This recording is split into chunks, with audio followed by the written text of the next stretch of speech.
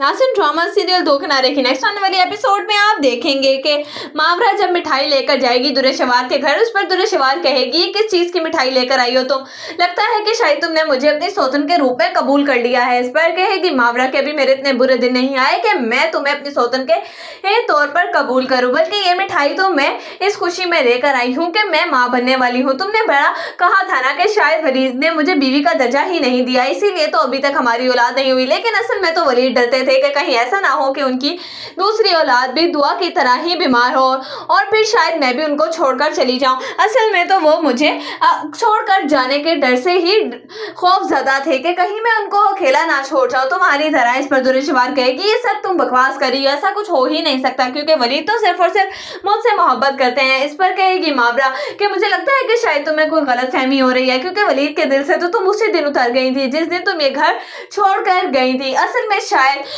तुम्हें लगता है कि शायद कोई खुशफहमी ही रहती है अपने बारे में, और जो तुमने ताना मारा था मुझे, अब तो मैं सिर्फ तुम्हें यही आगाह करने आई हूँ। उस तरफ आप देखेंगे कि जब मावरा जाएगी अपनी माँ के पास और जाकर कहेगी कि आप जानती हैं कि दुर्रेशवार को ये बात बताने के बाद मेरे दिल को कितना सुकून पहुंचा है। वो मुझे हर बार डिग्रेड करती थी लेकिन आज मैंने उसको ही कमतर होते देखा है अपनी आंखों के सामने। इस पर मावरा की माँ कहेगी कि मुझे लगता है मावरा तुमने ये बहुत ही गलत किया है दुर्रेशवार के घर जाकर। अब वो मुझे लगता है कि शायद तुम्हें कोई ना कोई नुकसान पहुंचाने के बारे में जरूर सोचेगी, इसीलिए तुम्हें अपना बहुत ज्यादा ख्याल रखना होगा। इस पर कहेगी मावरा कि आप बिल्कुल फिक्र ही ना करें, मैं आपको कभी भी शिकायत का मौका नहीं दूंगी। उधर आप देखेंगे कि जब तैमूर वापस आएगा अपनी माँ को लेके हैदराबाद से तो वो कहेगा अपनी माँ से कि अब मेरी फ्लाइट का टाइम हो चुका है और मैं जाने लगा हूँ। इस पर कहेगी दुर्रेशवार के भाई आप कहाँ जा रहे हैं, शायद किसी बिजनेस मीटिंग की वजह से जा रहे हैं। इस पर कहेगी दुर्रेशवार की माँ के नहीं ऐसा कुछ भी नहीं है, बल्कि तैमूर आयमा के पास बाहर जा रहा है और अपने बेटे के पास भी। इस पर दुर्रेशवार कहेगी कि ऐसा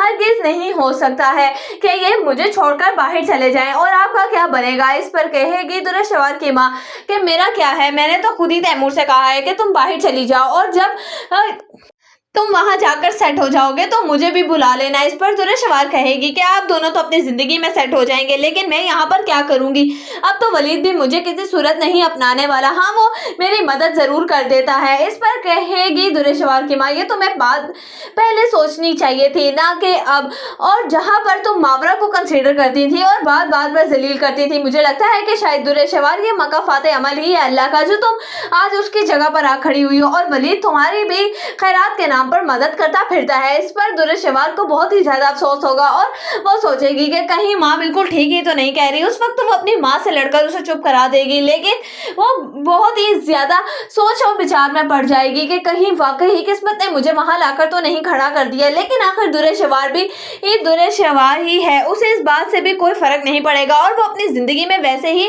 मगन हो जाएगी। लेकिन उसे ये बात पता ही नहीं कि उसको एक बहुत ही ज्यादा खतरनाक बीमारी लाहक हो चुकी है जिसकी कोई इलाज भी मुमकिन नहीं है और ना ही उसकी कोई मदद करने वाला है।